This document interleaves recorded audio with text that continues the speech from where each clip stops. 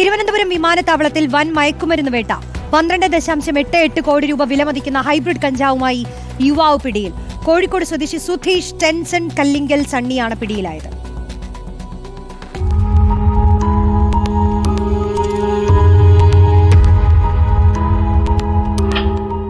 രഹസ്യവിവരത്തെ തുടർന്ന് കസ്റ്റംസും ഡിആർഐയും നടത്തിയ സംയുക്ത പരിശോധനയിലാണ് സുധീഷ് വലയിലായത്.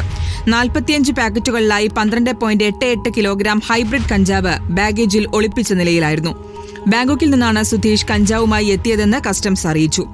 ജൂൺ 1 വിമാനത്താവളത്തിൽ നിന്ന് 10 കിലോഗ്രാം ഹൈബ്രിഡ് കഞ്ചാവുമായി 2 പേർ പിടിയിലായിരുന്നു. കല്ലമ്പലത്ത് പോലീസിന്റെ ഡാൻസർ സംഘം പിടികൂടിയ സഞ്ജുവും തിരുവനന്തപുരം വിമാനത്താവളം വഴിയാണ് MDMA കടത്തിയത്. സംസ്ഥാനത്തെ വിമാനത്താവളങ്ങളിലൂടെ മയക്കുമരുന്ന് കടത്ത് വ്യാപകമാണെന്ന് കേന്ദ്ര രഹസ്യാന്വേഷണ വിഭാഗം നേരത്തെ മുന്നറിയിപ്പ് നൽകിയിരുന്നു. ഈ സാഹചര്യത്തിലാണ് വിമാനത്താവളങ്ങളിൽ കസ്റ്റംസും DRIയും പരിശോധന കടുപ്പിച്ചത്. റിപ്പോർട്ടർ, തിരുവനന്തപുരം.